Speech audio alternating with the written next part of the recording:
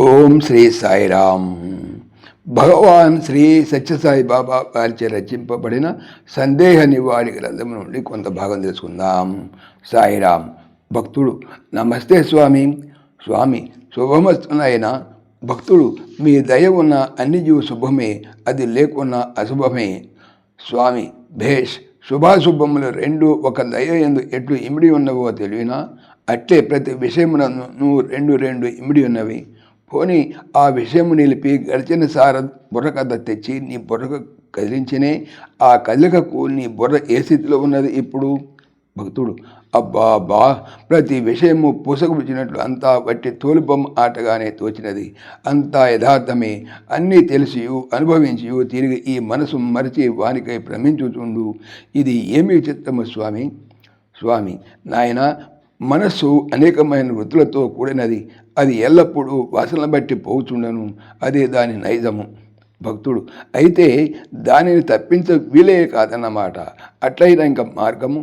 కడకు దీని వాసనలోని మునిగి కురగవలసినదేనా స్వామి?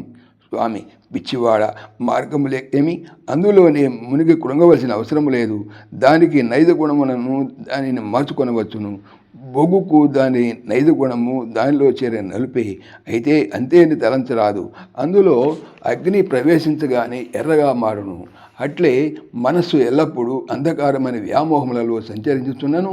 దానిలో భగవదనుగ్రహముచే జ్ఞానాగ్ని చేరిన దాని నైజ గుణము మారి భగవత్ సంబంధమైన సాత్విక గుణము వచ్చును. భక్తుడు: స్వామి, అంతఃకరణమని అందురే, అది ఏమీ? స్వామి: మనసును కూడా అట్లు పిలుతురు. అసలు అర్థము కరణములనగా ఇంద్రియములు, అంతఃకరణములు అనగా లోపలి ఇంద్రియములు. భక్తుడు: లోపలి ఇంద్రియములు బాహ్యేంద్రియములు అని రెండా? స్వామి: అవును మరి.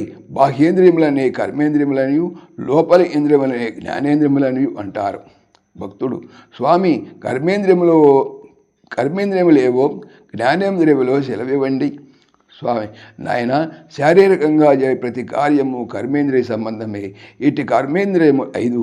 అంతర్ముఖము అనగా జ్ఞానము స్వీకరించువానికి జ్ఞానేంద్రియములని పేరు. అవి శబ్ద, స్పర్శ, రూప, రస, గంధములని 5. ఈ రెంటిని చేర్చి దశేంద్రియములని పిలుతురు. భక్తుడు: అయితే ఇవి రెండు చేరి చేయు పనేమి? ఇవి చేయు పనికి మనసుకు సంబంధమేమి? స్వామి: నాయన, అసలు ఇవి ఏ కార్యము చేశాను మన సంబంధం లేక ఏమీ చేయలేవు. కర్మేంద్రియములు ప్రపంచమందరి కర్మలను ఆచరించి వాని మూలమున జ్ఞానమును స్వీకరించును. జ్ఞానేంద్రియములు మంచి చెడ్డల వివేకము ఏర్పరిచి మనసు ద్వారా ఆ ఆత్మకు అందించుతున్నవి. అసలు మనసే లేకున్నా ఆత్మకు ఇవి అందుటెట్లు? మనము ఒక ప్రవాహమును యువతలి ఒడ్డు నుంచి అవతలి ఒడ్డుకు దాటవలనన్నా పడవ, తెప్ప ఎట్లు ఆధారముగా తీసుకుని పోదము, అట్లే ప్రకృతి సంబంధమైన కర్మ జ్ఞానేంద్రియములు ఆవలి ఒడ్డు అయిన ఆత్మను చేరవలన మనసుకు బొట్టును తోడుపాటుగా స్వీకరించవలను, లేకున్నా చేర వీలుగాదు. సాయిరామ్. ఓం శ్రీ సాయిరామ్. ఈ ఛానల్కి సంబంధించినటువంటి పూర్తి సమాచారము డిస్క్రిప్షన్లో చూడవచ్చును. సాయిరామ్.